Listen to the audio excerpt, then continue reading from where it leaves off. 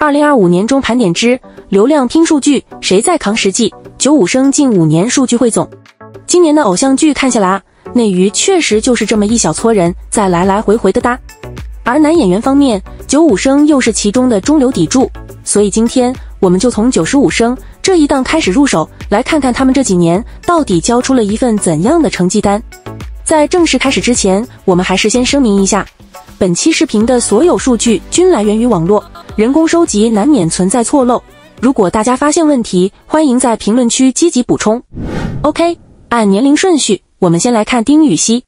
到目前为止，丁禹兮一共主演了1部电影加10部电视剧，真正的发力期集中在最近3年。但问题也很明显，题材偏单一，基本被偶像剧框住了。电影目前只有1部，10年一品温如言，票房过1亿不算差，但口碑很惨，豆瓣2字头，反向出圈。不过作为光线现在重点推的一哥，再加上哪吒带来的暴富效应，未来1-2年他的电影资源大概率会升级。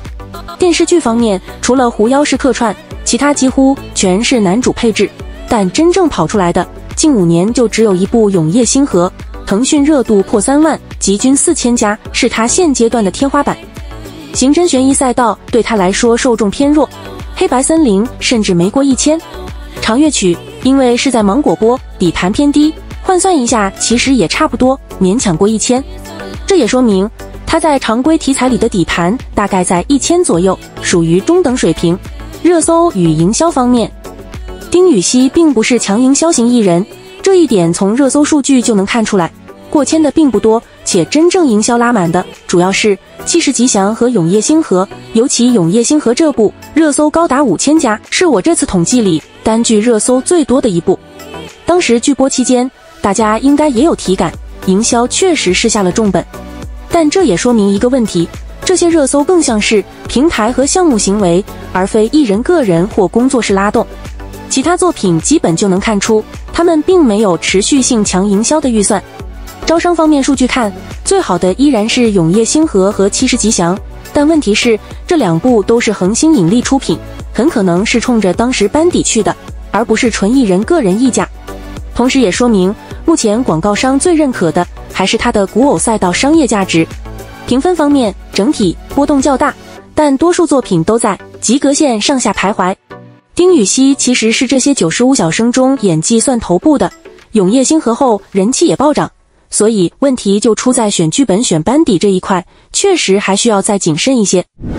第2位，敖瑞鹏，这是一位上升期很明显的小生，到目前为止，他一共主演了13部电视剧，产量是够的，而且作品主要集中在最近3年，所以曝光上涨的也很快。这3年基本都是给一些大花小花做2番男主，但合作演员的咖位也在逐步抬高，很明显，资源是在往上走的。题材上相对不算死板，虽然主打还是爱情剧，但也有其他类型穿插，没有把自己完全锁死在一个赛道里。整体来看，他就是这3年才被市场正式买股的那一类演员。目前成绩最好的是昭雪露，云和集均3000加，并且在爱奇艺成功破万，白月繁星接近3000，也算合格表现。但他主扛的镇魂街却表现一般，也说明一个现实问题，他目前的个人号召力还不够强，更依赖 IP、班底和搭档带动，当然这在买股阶段非常正常。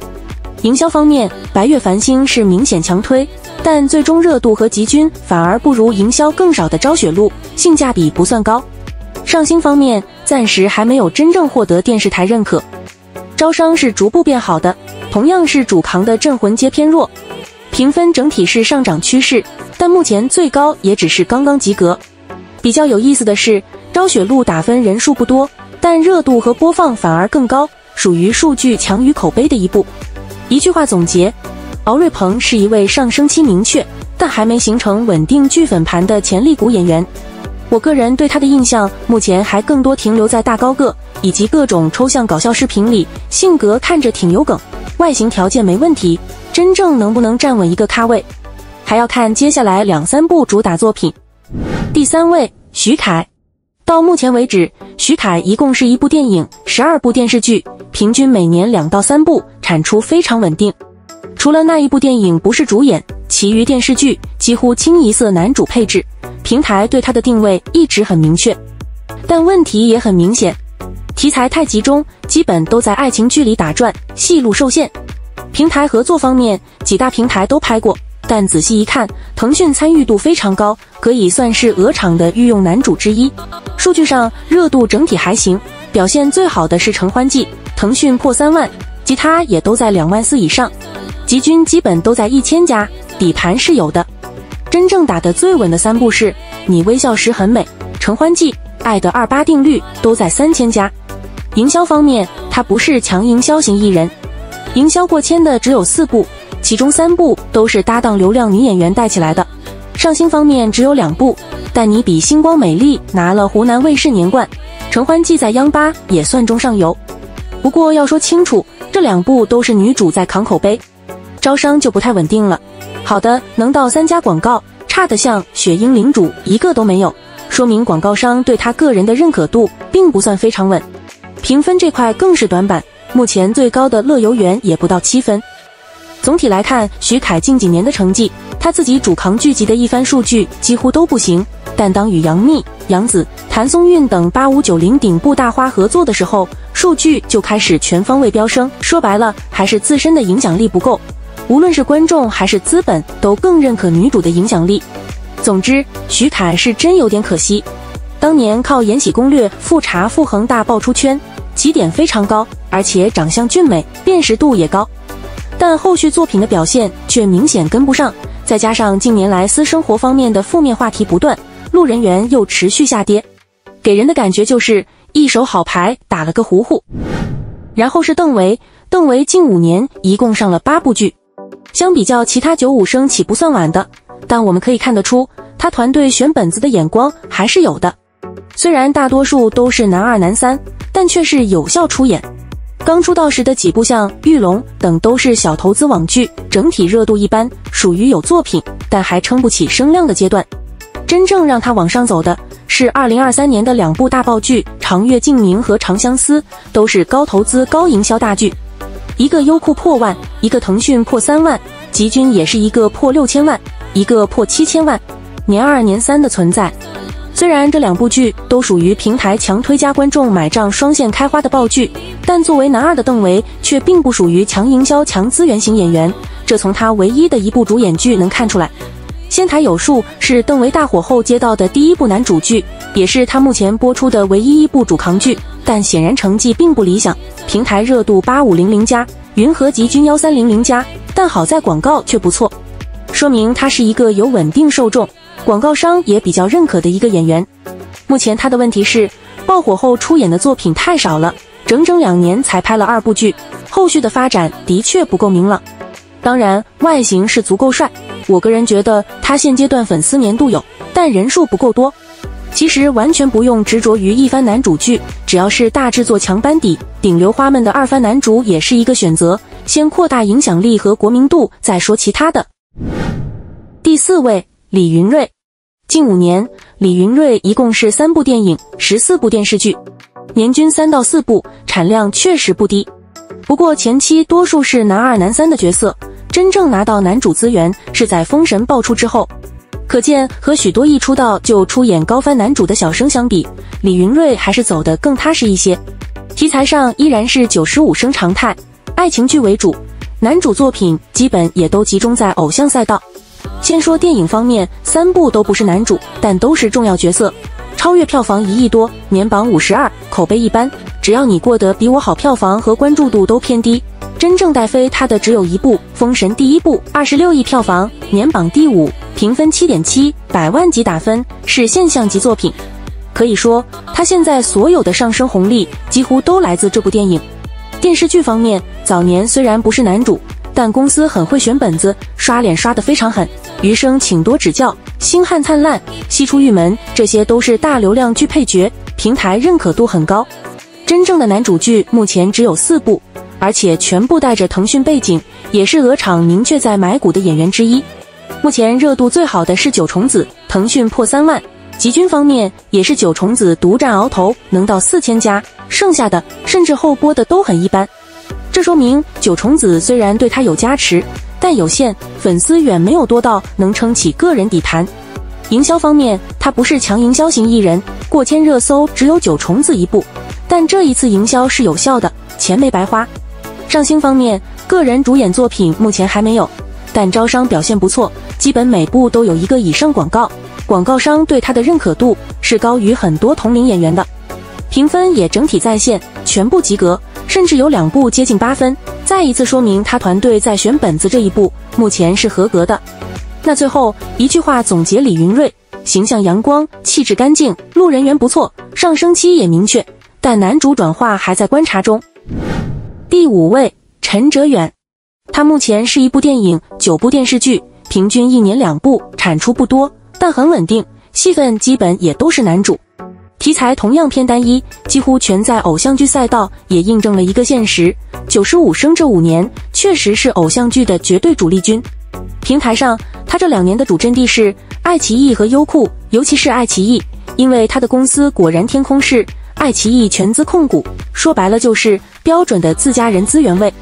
数据方面，目前真正破万的只有1部，偷偷藏不住，集均4000加，但其他作品的热度下限偏低。营销方面，他也不是强营销型艺人，偷偷藏不住是自然爆，但白色橄榄树属于砸了营销却没砸出效果，这也侧面说明爱奇艺在选剧押宝这块确实眼光不稳。上星方面，只有暗夜与黎明1部上了央8，成绩还不错，能排到前4，主要是题材对路。招商是他目前最弱的一环，除了偷偷藏不住接近4个广告，其他作品就差太多了，说明广告商对他个人的认可度目前还是偏保守。评分方面波动也很大，高的能到 7.5， 低的4点多，剧本选择依然非常关键。整体来看，陈哲远的问题在于外形不错，演技够用，但气质偏温润，缺棱角，记忆点不强，在现实题材和正剧中容易显得违和。第6位，曾舜晞。目前是15部电视剧，刨掉大量客串之后，年均也2部左右，产出非常稳定，而且基本都是男主配置。题材同样以偶像剧为主。平台方面，几家都合作过，但这2年几乎被爱奇艺包圆，原因也很直接，他现在签约的爱奇艺全资子公司标准的平台亲儿子配置。真正破万的剧目前有2部，莲花楼和临江仙，在今天这些演员里算是比较能打的。播放量这块就很不稳定了，莲花楼集均5000加，年榜第5，但也有不少剧不过千。签约新公司之后，受莲花楼加成影响，底盘是明显抬到1500左右了。营销方面，它也不算猛，过千的只有3部，莲花楼、田耕记、临江仙，其中前2部回报是好的，但临江仙属于热搜砸了，播放没完全跟上的类型。上星目前只有2部，孤舟在多个台播出，成绩很稳，基本都是前3名，这是实打实的电视端认可。招商波动也很大，好的能到3个多广告，差的不到 0.5 个，目前广告商对他的个人商业稳定性仍然偏保守。评分方面是2极化，高的像莲花楼 8.5， 我可能遇到了救星 8.2， 低的4分、5分的也不少。还是那句话，爱奇艺在选 IP 和选本子这件事上水平非常不稳定。那至于曾舜晞，有平台加持，有高分代表作，但数据起伏极大，属于爆一部回一部的类型。外形，特别是眼睛给人娃娃感很强烈，戏路上和陈哲远类似，会受些影响。第7位，陈星旭。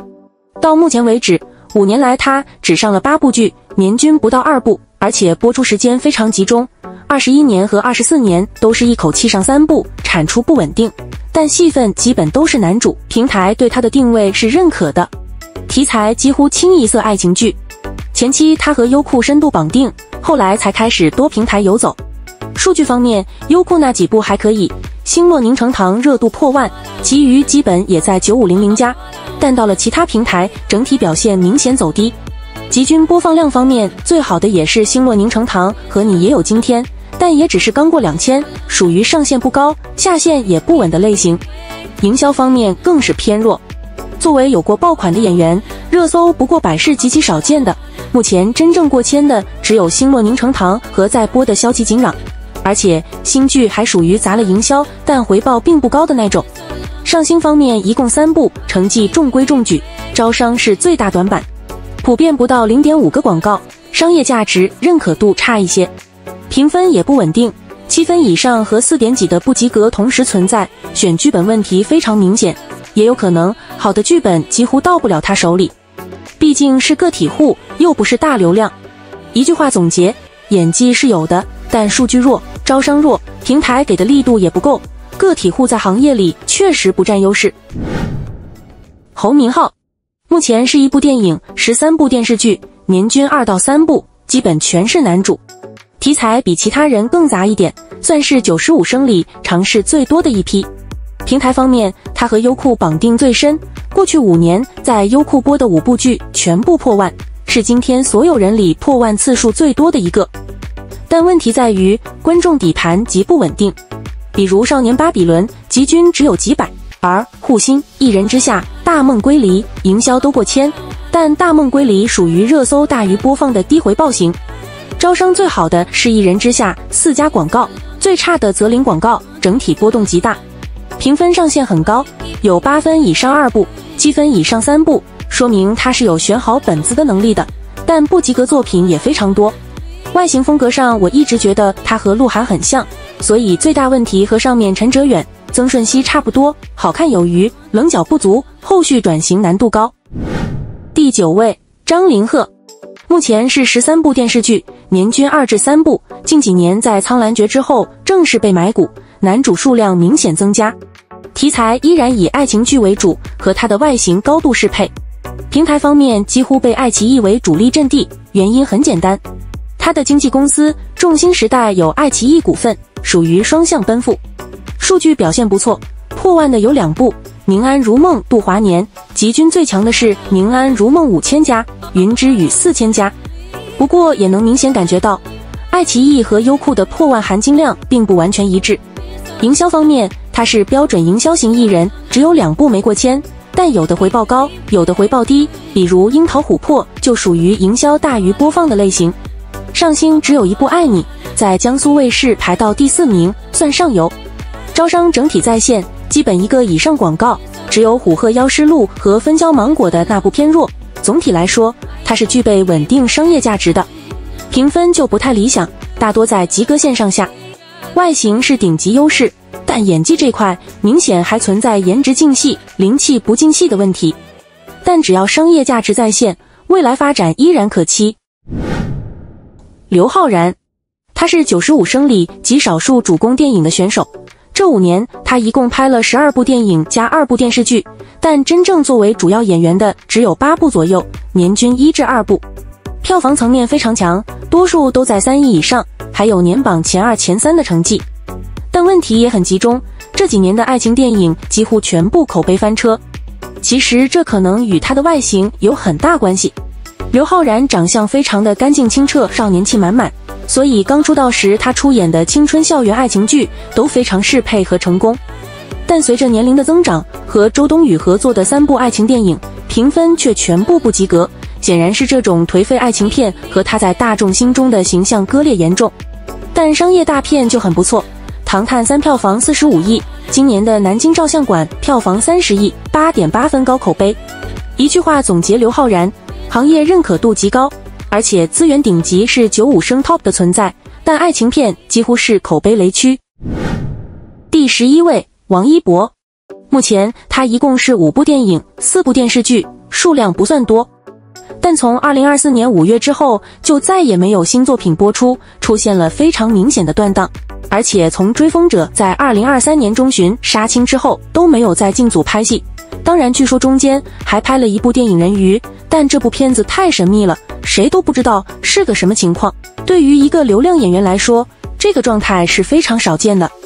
我个人倾向于认为，这大概率和经纪公司合约问题有关，不然这个空窗期确实有点反常。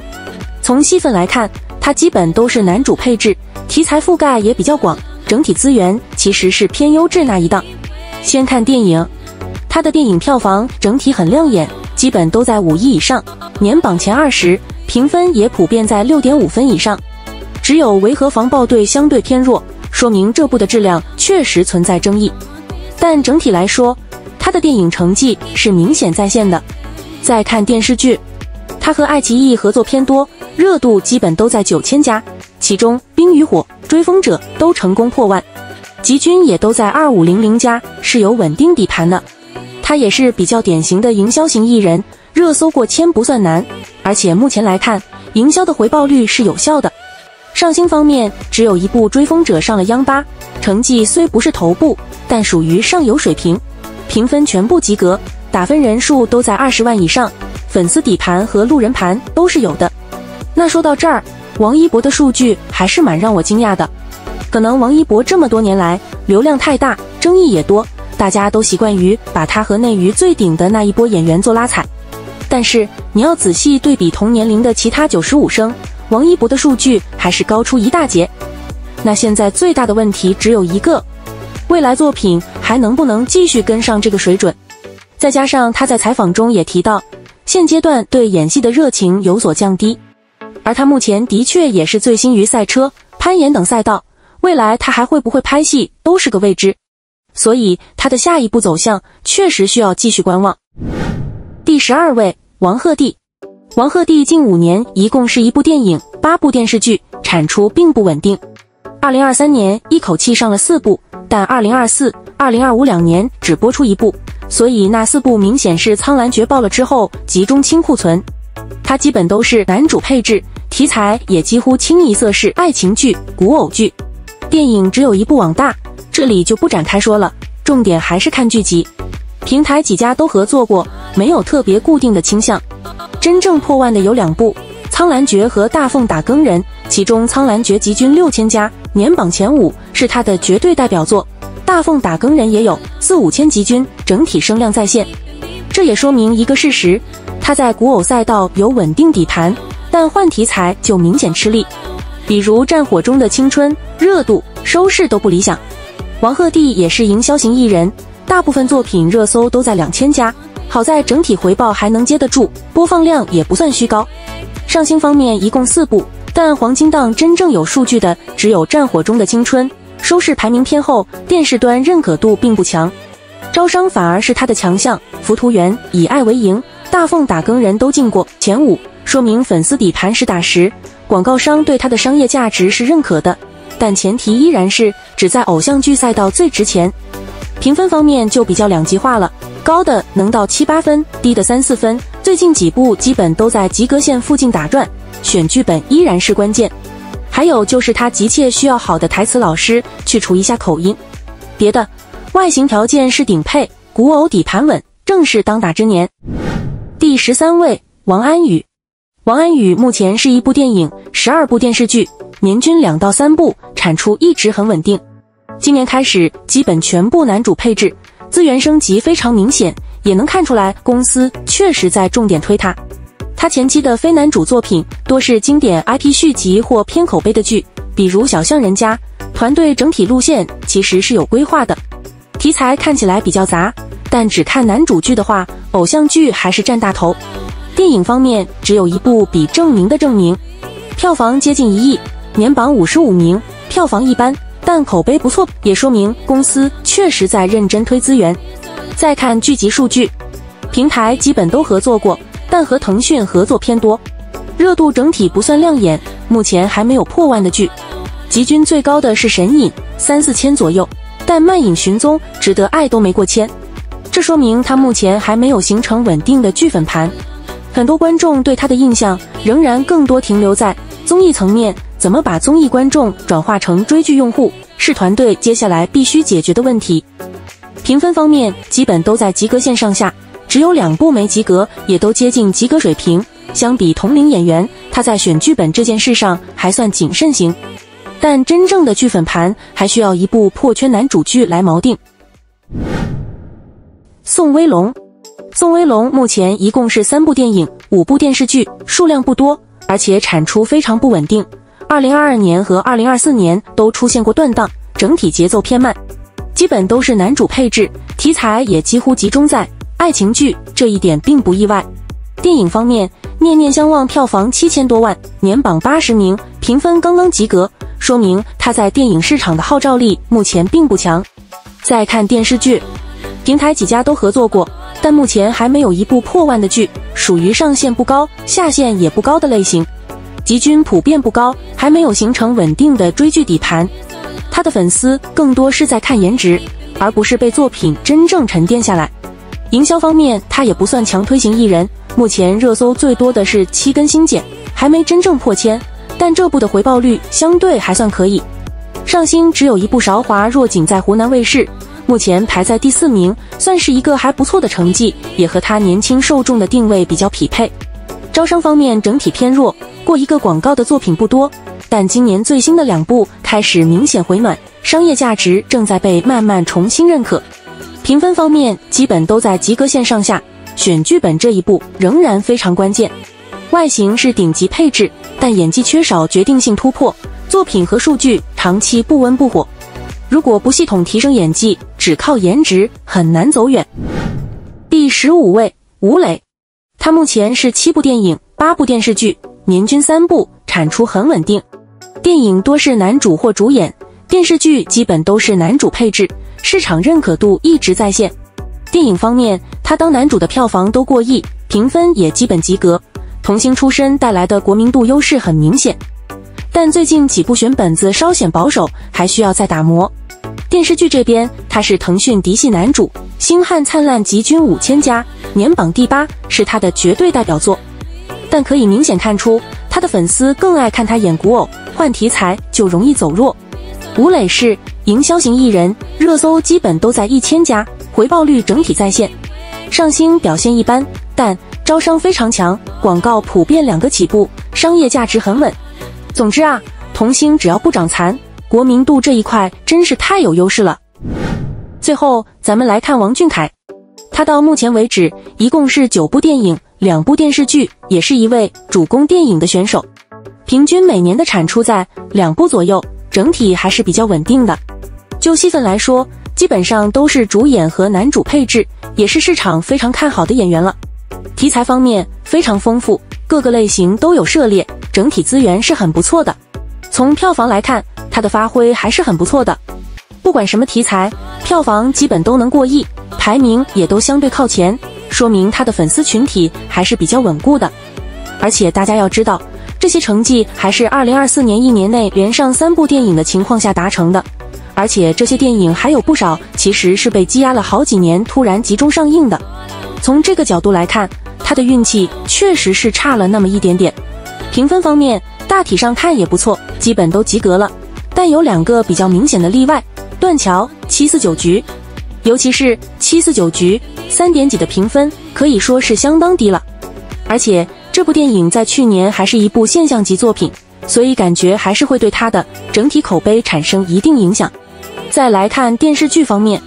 他目前担当男主的只有1部《重生之门》，在优酷也是成功破万了，播放量表现不错，吉均也都超过2000。当然这一部投入的营销也不少，但好在营销回报率是有的，钱没有白花，而且评分也还算不错，将近7分的成绩，说明在电视剧剧本的选择上整体还是比较稳的。其实啊，相比较来看，王俊凯的数据整体是可以的，但大多数偶像演员都会不可避免地存在一个实力方面的质疑，尤其王俊凯，大家还老拿他与无论是资源配置都逆天的队友比，也是挺无奈的。好啦，以上就是本期视频的所有内容，大家对于这些95生有什么想法或者要补充的，欢迎评论里多多的交流。这里是 When Talk 时，我们下期见。